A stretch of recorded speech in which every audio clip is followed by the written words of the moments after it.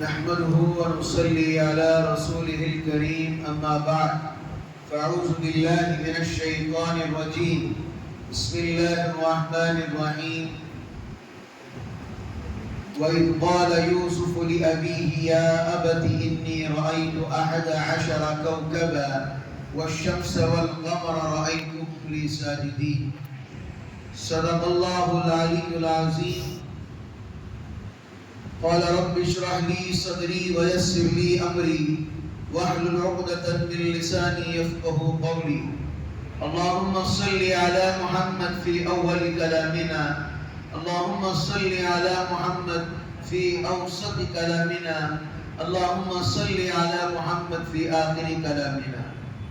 محترم عزیز بزرگوں اور دوستوں، خدائے پاک کا بڑا ہی کرم و احسان و فضل ہے کہ رب کریم نے مجھے اور آپ کو جناب محمد رسول اللہ صلی اللہ علیہ وسلم کی امت میں پیدا فرمایا.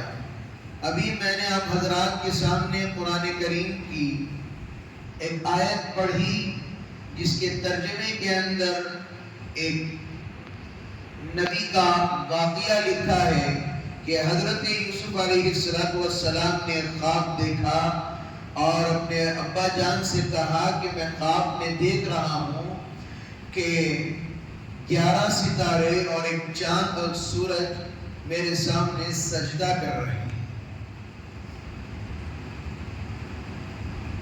حضرت یوسف علیہ السلام کے والد ماجد کا نام حضرت یعقوب علیہ السلام ہے.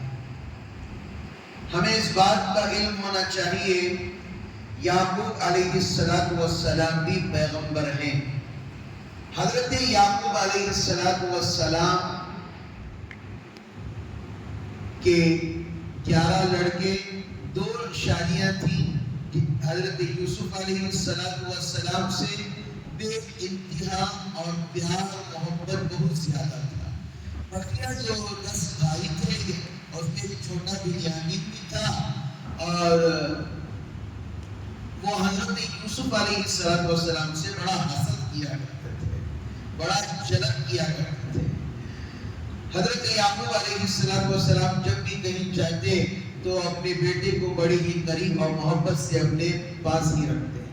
میں واقعہ لمبا نہیں کھینچوں گا، آج مکمل کرنے کی کوشش کروں گا یا جمعہ کے دن اس واقعے کو میں مکمل کر دوں. حضرت یوسف علیہ السلام نے جسے خواب دیکھا اور ابا جان کو سویرے بتایا تو ابا جان نے کہا کہ خواب کسی کو مت بتانا ورنہ لوگ تمہیں نہیں چھوڑیں گے. اس کے بعد حضرت یوسف علیہ السلام کی محبت حضرت یعقوب علیہ السلام کے دل میں اتنی رچ گئی، اتنی محبت ہو گئی کہ ان کے بغیر حضرت یعقوب علیہ السلام کہیں جایا ہی نہیں فرما. اتنی محبت بیٹے سے. ایک مرتبہ بھائیوں نے ایک سازش رچی اور کہا کہ اچھا تو یہ مسئلہ ہے، اب یوسف کو کسی نہ کسی طریقے سے پلان بنا کر اب ان کو جدا کر دیا جائے. اب یوسف چلا جائے گا تو باپ کے دل میں ہماری محبت زیادہ ہو جائے گی. لہذا ایک پلان، ایک سازش تیار کی گئی. کسی نے کہا کہ گھمانے لے کر جاتے، کسی نے کہا کہ ایسا کرتے ہیں.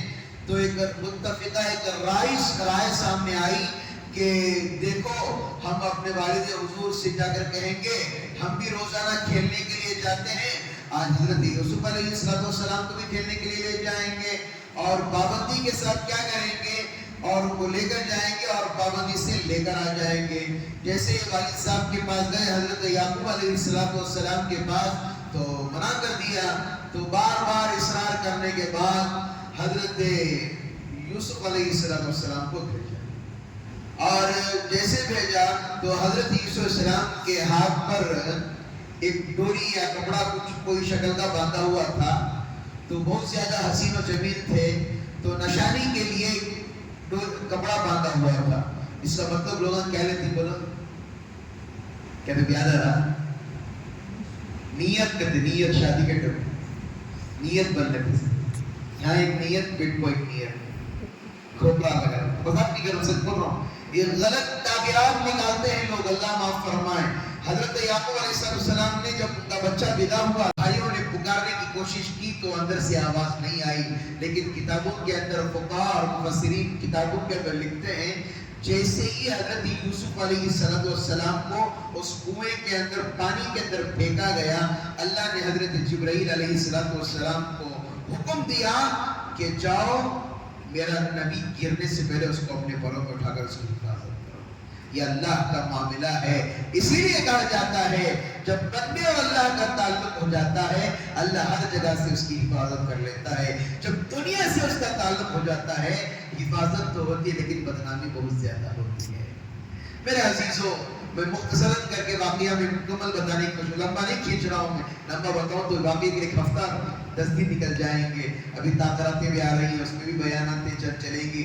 تو حضرت یوسف علیہ السلام اس کنویں میں گئے تو اچانک سے ایک قافلہ آیا، قافلہ جیسا آیا تو بہت زیادہ پیاس لگی ہوئی تھی، تلاش میں کہتے کنواں ہے، ڈول جیسے ڈالا تو پانی نکالا، پھر جب دوسری مرتبہ ڈالا تو حضرت یوسف علیہ السلام نے ڈول کو پکڑ لیا۔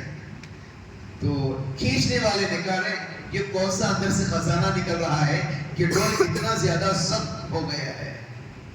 تو حضرت جیسے ہی اٹھایا تو حضرت یوسف علیہ السلام حسین و جمیل، کتابوں کے اندر لکھا ہے تو وہاں کے قافلے کے لوگ کہنے لگے ارے آج تو مال غنیمت مل گئے، آج تو ہمارا پیسہ بہت زیادہ آ گیا، اب اس بچے کو لے کر مصر کے پاس ہم جا رہے ہیں، بازار میں جا کر ہم اس بچے کو وہاں پر بیچ دیں گے۔ گئے حضرت یوسف علیہ السلام کو لے کر قید کر کے لے کر گئے، لوگ حضرت یوسف کی طرف دیکھ رہے ہیں، اتنا حسین و جمیل بچہ، ایسے لگ رہا ہے یہ انسان تو نہیں کوئی فرشتہ، اتنا حسین و جمیل بچہ۔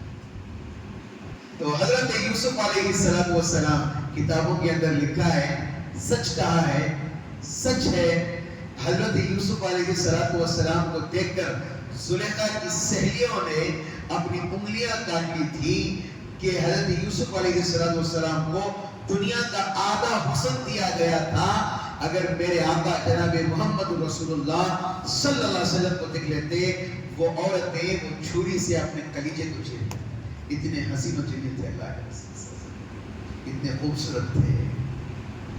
تو حضرت یوسف السلام کو بازار کی طرف لے کر گئے تو وہاں پر بیچنے کے خرید و فروخت، کچھ کالے غلام تھے، کچھ تھے، لیکن سب کی نگاہ اس بازار کے اندر حضرت یوسف علیہ السلام پر پڑی تھی۔ ارے یہ کون ہے، اسے خرید۔ اچانک سے مصر کا بادشاہ وہاں سے گزرا، زلیخا کی نگاہ وہاں پڑی تو بادشاہ نے اس بچے کو خرید لیا، کہا کہ کتنی قیمت، تو بات کی گئی بہت کم قیمت میں اس بچے کو خرید لے کر اپنے محل لے گئے۔ مصر کے بادشاہ کو اولاد نہیں تھی تو کہا کہ اس بچے کا کیا کیا جائے، زلیخا نے کہا کہ اس بچے کو نہ غلام بنا سکتے، ہماری رکھوالی کے لیے ہمارے ساتھ اس بچے کو رکھ لیں گے، کچھ کام نہیں کرائیں گے۔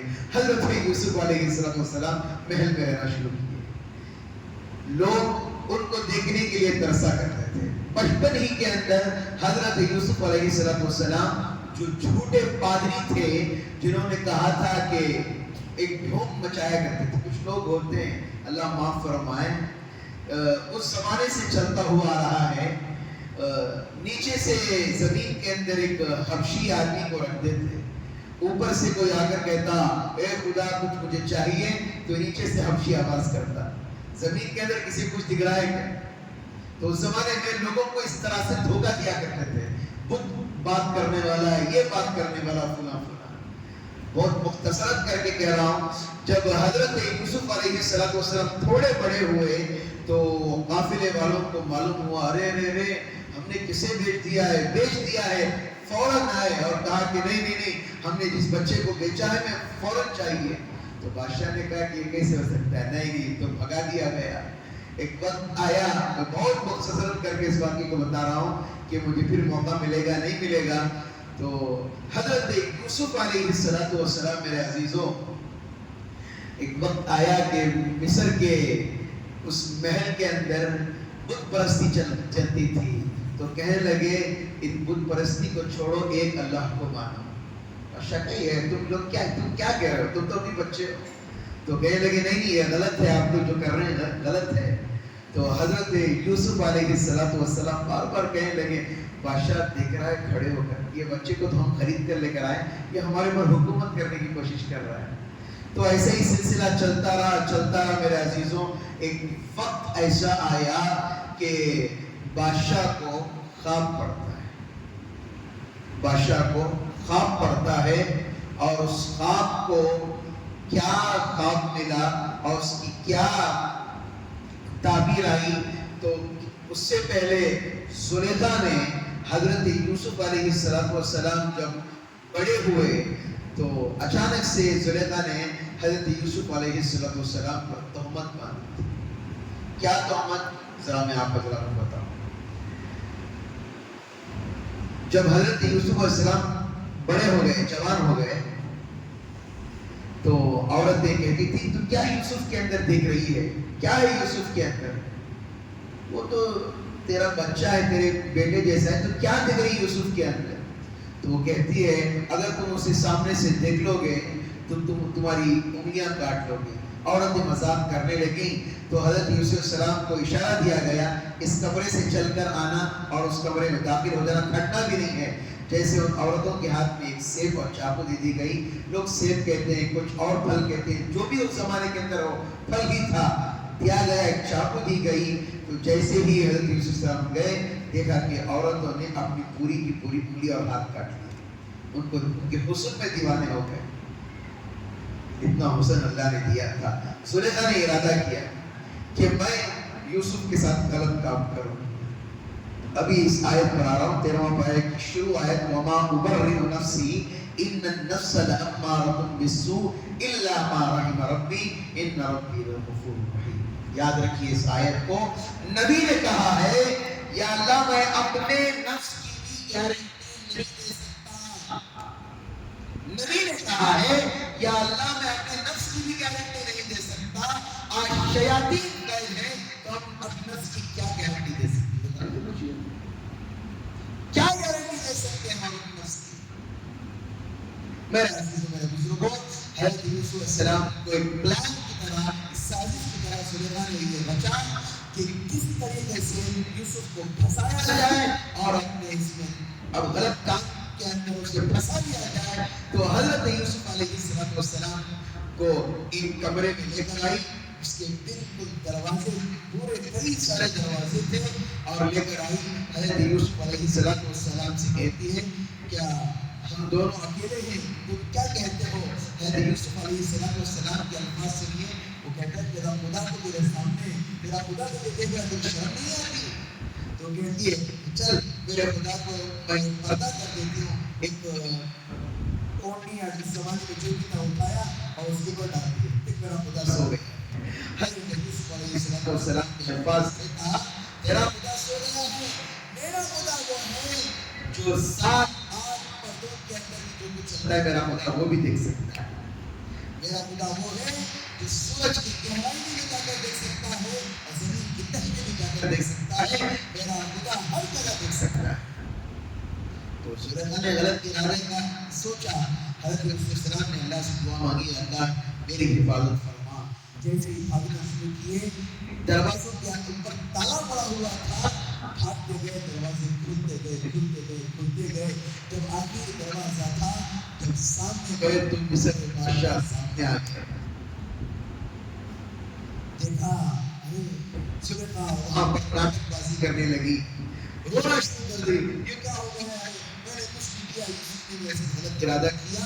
ایک چھوٹا سا بچہ تھا، میں نے آپ کو کہا تھا اس وقت اللہ نے اس کو زبان دی. اس بچے نے کہا اگر وجاءوا على قميصه بدم كذب قال بل سولت انفسكم امرا فصبر جميل والله المستعان على ما تصفون. تو اس پوری اس آیت کے پورے صفحے کے اندر بتایا گیا اس بچے نے کہا اگر قمیص یوسف علیہ السلام کی سامنے سے پھٹی ہوئی ہے تو قصوروار کون ہے؟ حضرت یوسف علیہ السلام. اگر پیچھے سے پھٹی ہوئی ہے تو قصوروار کون ہے؟ जुलेखा कसूरवार है। तो मिस्र के बादशाह ने देखा तो जुब्बा कमीज कहाँ से फटी हुई थी, पीछे से फटी हुई थी। उसके बाद लोगों के सामने लेकर आए, खुद की बीवी की ये हो जाएगी। तो हज़रत यूसुफ अलैहिस्सलाम को जेल के अंदर भेज दिया गया। जेल के अंदर क्या क्या हालात आए, क्या क्या परेशानियां आई, क्या क्या मुसीबतें आई, और उसके बाद ख्वाब की क्या ताबीर है, क्या कितने साल कहत साली आएगी, और उस कहत साली के बाद कितने साल अच्छे दिन के आएंगे, उसके बाद कैसे हज़रत यूसुफ अलैहिस्सलाम बुत परस्ती को खत्म करेंगे, उसके बाद बुत बादशाह बनेंगे। उसके बाद अल्लाह ताला जो भाई कुएं में फेंके थे, अल्लाह फिर दोबारा भाई को भेजेगा, फिर उनके भाई की बिन्यामीन के साथ क्या मोहब्बत होगी, वो प्याले का क्या वाक़या है, फिर उसके बाद उनके वालिद मोहतरम कैसे आएंगे, और आखिर में जुलेखा को जो बूढ़ी और फुसट हो चुकी थी, अपने बुत से बैठकर कहती थी, ए बुत, तूने मुझे क्या कर दिया, ना तो कुछ फायदा पहुंचा सकता है, तू तो मिट्टी का है। जब वो आई तो पादरियों ने कहा था, अगर तेरे खुदा के अंदर इतनी ताकत है तो जुलेखा को जवान बना कर दिखा। नबी से ऐसे चैलेंज किया करते थे। इंशाअल्लाह अगर मैं कल रहा, कल मस्जिद में रहा तो कल मुकम्मल बयान करूंगा। अगर मैं कल ना रहा, इंशाअल्लाह जुमा के दिन पूरा वाक़या अल्हम्दुलिल्लाह मुकम्मल हो जाएगा। चंद बातें सुन लीजिए। जो कौन कौन इंशाअल्लाह एतकाफ बैठेंगे, इंशाअल्लाह भाई इरादे करें, इंशाअल्लाह कौन एतकाफ बैठेंगे? 10 दिन अल्हम्दुलिल्लाह हमारे भाई बैठ रहे हैं 10 दिन। और कौन बैठ रहे हैं इंशाअल्लाह बताइए? शुरू के 3 दिन कौन बैठ रहे हैं, दरमियान के 3 दिन कौन बैठ रहे हैं, आखिरी के 3 दिन कौन बैठ रहे हैं? अभी से बोलिए इंशाअल्लाह। देखिए हदीस पाक के अंदर आता है, रमजान के आखिरी अशरे का एतकाफ करना सुन्नत मुअक्कदा है। रसूलुल्लाह सल्लल्लाहु अलैहि वसल्लम इसका एहतमाम फरमाया करते थे। यहाँ तक कि किताबों के अंदर लिखा है, आप जिस साल इंतकाल हुए उस रमजान में अल्लाह के रसूल सल्लल्लाहु अलैहि वसल्लम रमजान के 20 दिन का एतकाफ फरमाया था। लिहाजा एतकाफ में बैठिए, बड़ी खुशी और मसरत की बात है। अगर मस्तूरात इस बात को सुन रही हैं, मस्तूरात 10 दिन बैठ रही है एतकाफ, वो सुन्नत मुअक्कदा है।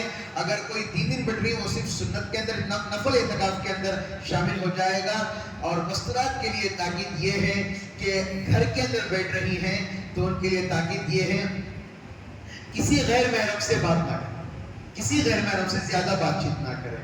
अगर घर के अंदर ऐसे तकाजे हैं, कोई पकाने वाले नहीं है, मस्तूरात को यहाँ तक की इजाजत है वो जाकर पकाकर, अगर बगैर किसी बातचीत किए के खाना पकाकर फिर एतकाफ में आकर बैठ सकती हैं। एक कमरा अलग से रख ले या रूम के अंदर या ओढ़नी बांध ले, मस्तूरात के ये बैठ सकती हैं। 10 दिन बैठे तो बहुत बेहतर है। जो भी आप बैठ रहे हैं, हमारे लिए भी दुआओं में ख्याल रखिएगा, और उम्मत के लिए और आने वाली नस्लों के लिए दुआ कीजिए। जो एतकाफ में बैठते हैं, अल्लाह ताला उनसे बहुत करीब होते हैं, अल्लाह उनकी दुआओं को कबूल करते हैं। जो भी आप कल तक भी इरादा हो रहा है, हमारे से मुलाकात कीजिए। जो भी 10 दिन बैठने वाले हैं, जुमा के दिन असर की नमाज के बाद मगरिब से पहले मस्जिदों को आ जाएं। ये 10 दिन में बैठने वालों की ये ताकीद है। और नफल बैठने वाले कभी भी बैठ सकते हैं, और बच्चों के लिए शुरू में नहीं है, आखिर के 3 दिन बैठ सकते हैं।